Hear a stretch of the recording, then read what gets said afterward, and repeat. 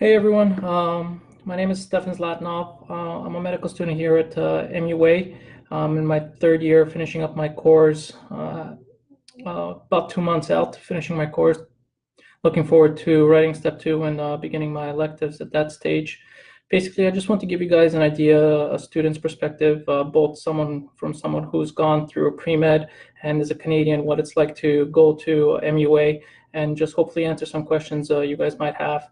If there's any questions that pop into anyone's mind while we're going through this, please feel free to write it in the comment section. I will try and address most of the main comments that we've had over the years, both myself and MUA in general. And if I don't answer your question as I'm going through this process, I'll be happy to do so at the end. All right. Basically, I'll just give you a little bit background information of myself. My name is, like I said, my name is Stefan Zlatanov. I started back at MUA in the pre-med program in 2016. At that stage, I heard about it from one of my friends and close classmates at undergraduate degree, who gave me a good feedback about MUA and eventually led me to the opportunity of attending MUA at that stage.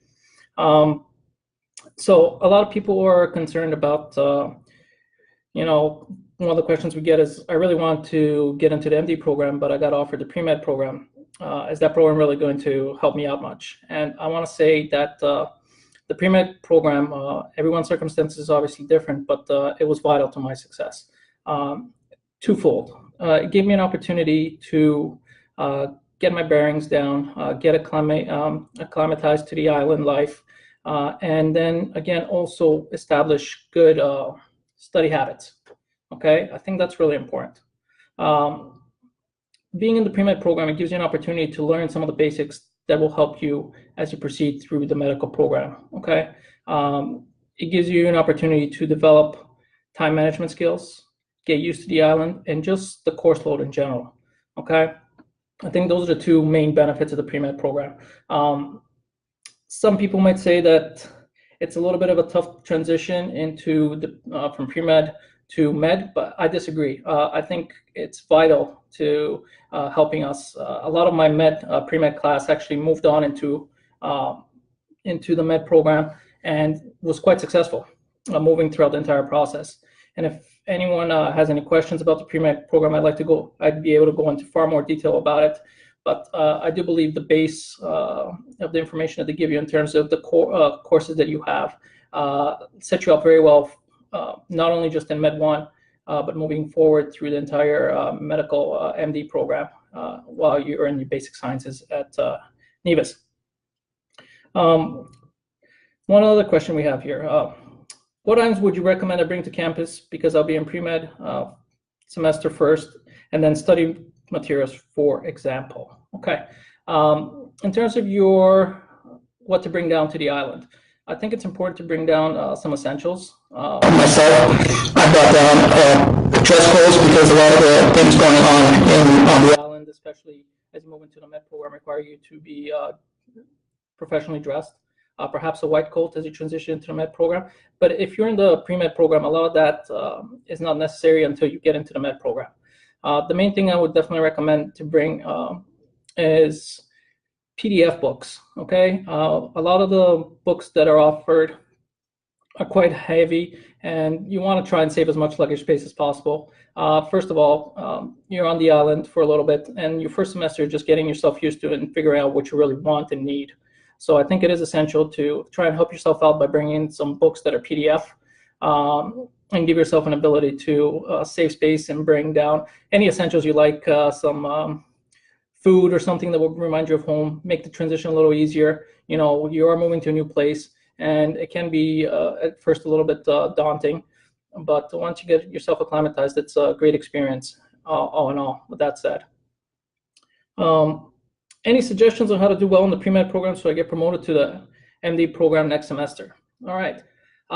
A lot of the things you have to understand that the pre-med program sets you up quite well for the MD program. So if you take the opportunity to learn the material in depth, remember that your goal is to become a doctor. So one of the things I definitely recommend is, if I know time management sometimes could come down to a crunch, but I think it's really imperative that us as students we have an opportunity to read what we call pre-reading, some of the lecture material the night before. That way you come into class prepared, knowing what the doctors and professors will lecture on, and you have an opportunity to be an active participant in class. With that said, sometimes the material can be daunting, and I found it quite helpful to have a study group. Studying together in groups gives you an opportunity to see other people's perspectives, the way they see the material, and perhaps give you an insight of not only just memorizing material, but a different way of conceptualizing it and understanding the material. When you have a good grasp of the material and understand it truly, you'll be able to apply it, and it will help you further down the road, not just for the one test, but as medicine is quite cumulative, and it will help you as you enter into your med degree. Okay. Were you fearful as a Canadian to go to the island for medical school, and how do you overcome that fear? Myself personally, I wasn't fearful to go to the island. I had traveled quite a lot in my life, so I was quite actually looking forward to moving to the island.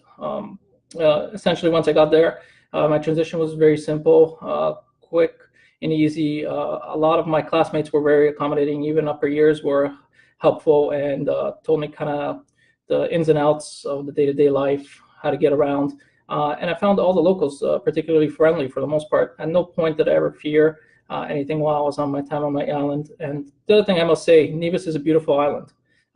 You're in almost like a paradise. You have beaches, mountains, and if you are an outdoors person, you will be very happy there. You have an opportunity to hike, to enjoy the beach and lifestyle.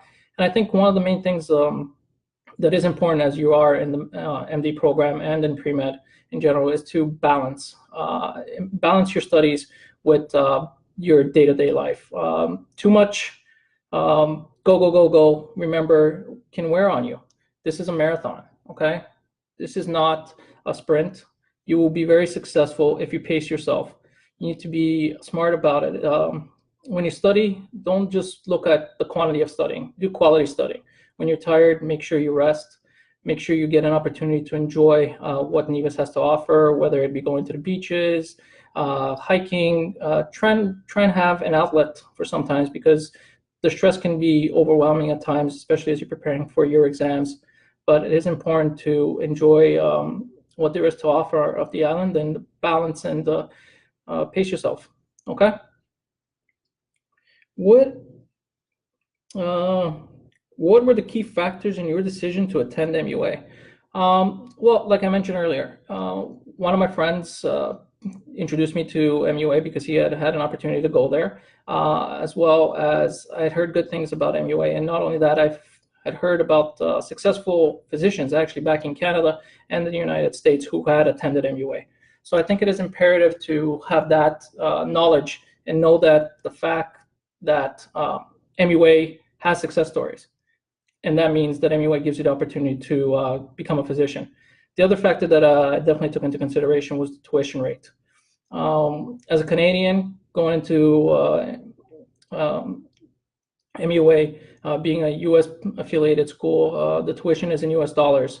And with the Canadian dollar not doing so well lately, that was a major factor in my decision going to MUA when compared to other medical schools. Okay, the tuition rate is significantly cheaper than some of the other medical schools, and MUA is rated amongst the top medical schools at this stage in time, having affiliations across all states.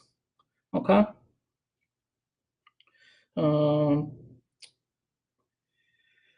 you share some thoughts on the island life living? Specifically, tell us about your housing and the food. Well, as I mentioned earlier, my life on the island was quite enjoyable. Housing, there's plenty of housing opportunities. I think it's very student dependent on what you want to do. I myself had an opportunity to live about 5 minutes away from the beach. I shared a nice large house with 2 other roommates, which we split the rent. It was about 15 minutes away from the school, and we were able to rent a car and commute to school that way. Other students opted not to have a car or so forth, and then essentially just lived right across campus in some of the housing around there. I think for the most part, housing is extremely safe and comfortable. I think that is an imperative thing to find yourself a good living situation. And that way you could be comfortable at home studying and don't have any issues with that in that sense. In terms of food, there isn't much fast food, so if that's your thing, that might be a little bit of an issue. However, as we get going on there, the stores have pretty much everything available to you. The prices might be a little bit more expensive than we're used to in Canada or the United States, but everything you have is offered to you, okay?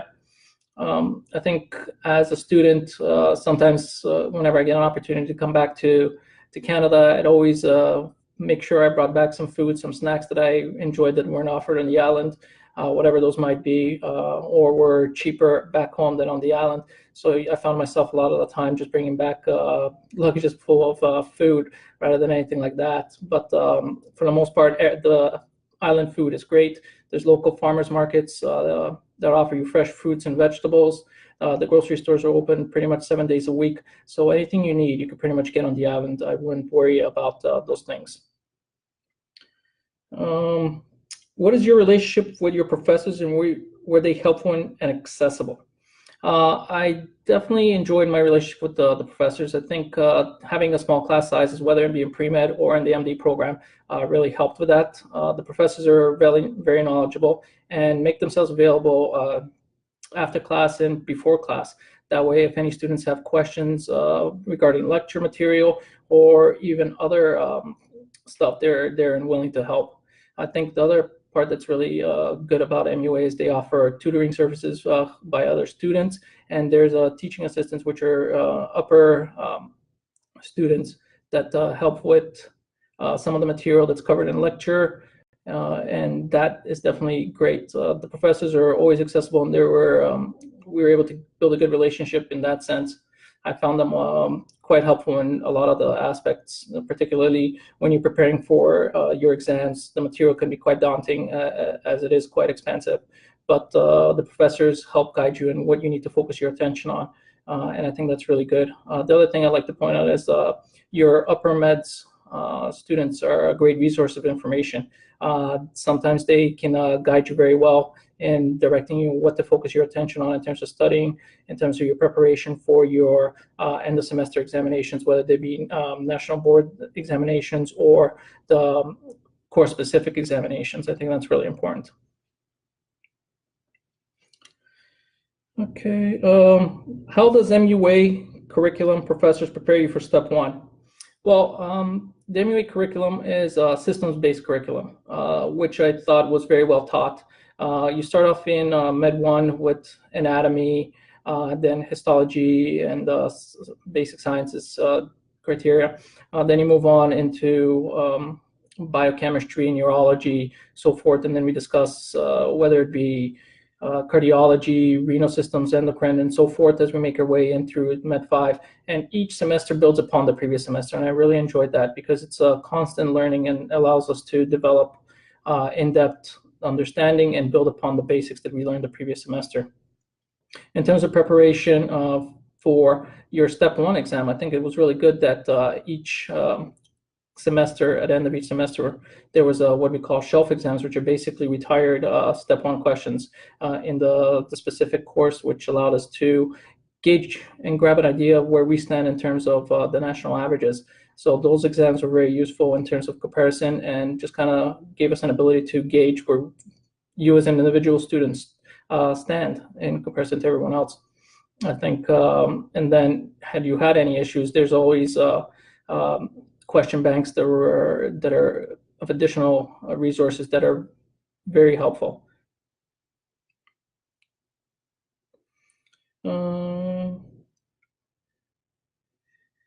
Okay, what did MUA do to prepare you for your clinical rotations?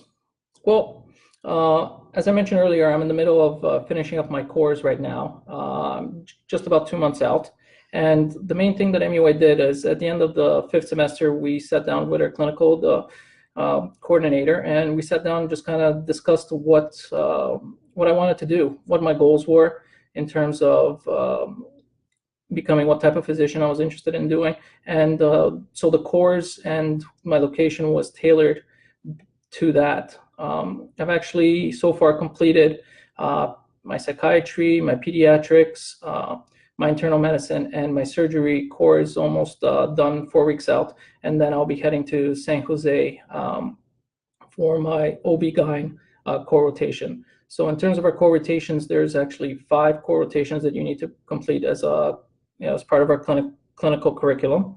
And then we move on to preparing ourselves for step 2 and your practical exam, which is your step 2 CS. And then you move into doing your elective rotations. I myself have been very fortunate to set up a couple of elective rotations in Canada, in Queen's University and Northern Ontario School of Medicine, and with orthopedics. So I think those are great opportunities for myself. And as a Canadian, I was very lucky that I was able to get some electives back in Canada, which I really want to familiarize myself with the Canadian healthcare system, as well as the US system. So broadening my perspective in terms of my medical knowledge through MUA has really helped in that sense. My pediatrics rotation was in New York. I've had several rotations here in Louisiana. My internal medicine rotation here at HOMA has actually been a great learning experience. I got an opportunity to deal with a variety of patients, and honestly, on a day-to-day basis, you learn everything. You learn something new every day, which was quite good for me. My surgical rotation here has been very good as well. I've had an opportunity to do some hands-on stuff, not only in the clinic, but in the operating room, which has also helped me learn and realize that I enjoy doing procedures and being involved in the operating room. So that's definitely one of the things that I've learned in that sense. In terms of some of the electives, MUA helps us and guides us, has an elective program, an elective department that we coordinate with, give us an opportunity. But it's ultimately up to the student themselves to get a grasp and an idea of where they really want to direct their residency. And it's really key to have an opportunity to set up electives that are more tailored towards the residency you want to enter. I myself am interested in doing perhaps sports medicine, orthopedic surgery, or even internal medicine. So my course will be primarily, my electives will be primarily focused on those electives, okay? With a focus in that for residency. All right. As a Canadian, do you think it's critical to get residency back in Canada, or is it best to go for the best residency position, whether in the US or Canada? Depends what your goal is. I myself think that it's best to get the residency that's going to help you become a better physician. If your end goal is to get into Canada, there's 2 routes. You could do your residency back in Canada itself, but you have to do standardized examinations. I'll go into a little bit more detail on those in a few seconds. But in terms of your residency, it is good to do what you think will give you the best opportunity to become a successful doctor. At the end of the day, that's our goal. If you are focused on getting back into Canada, like I mentioned, there is 2 routes. You could do your residency back in Canada, but you could also get back in Canada by successfully completing a residency program in the States and then writing your certification exams. In terms of the exams that you need to get back into Canada for a resident, you have to write your MCC QE1 and then your NAC, which is essentially your practical exam. And both of those exams are required for you to enter the CARMS, which is essentially the Canadian Match Program. And by doing those exams, you're eligible to apply for residency programs in Canada. Now, the key to hopefully getting matched in Canada is to do a few electives in Canada. That way you have some familiarity with the healthcare system, some of the doctors, because healthcare and medicine in general is a very small community, and you need to be able to excel and help yourself out in that manner. And that's pretty much it. Is there any questions from anyone or anything that they want me to discuss further?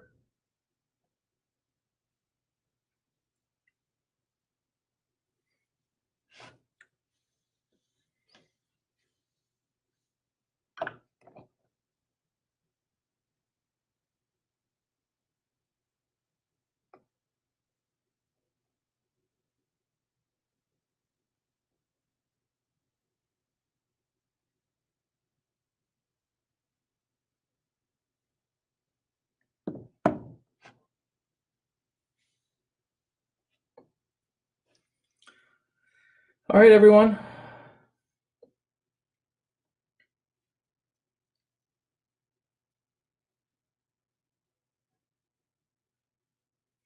I appreciate everyone joining us, and thank you for coming out. And if there's any questions you do have, please feel free to direct them to MUA directly. The admissions program will be able to help you out there. And hopefully I've been able to answer some of the questions you have as a Canadian coming into MUA and as an international medical graduate, how it is getting yourself through the clinical process and making your way back into whether it be in Canada or the US. I think it's a really great opportunity to have MUA and to facilitate you becoming a doctor. And that's pretty much it. I appreciate everyone's time, and thank you very much.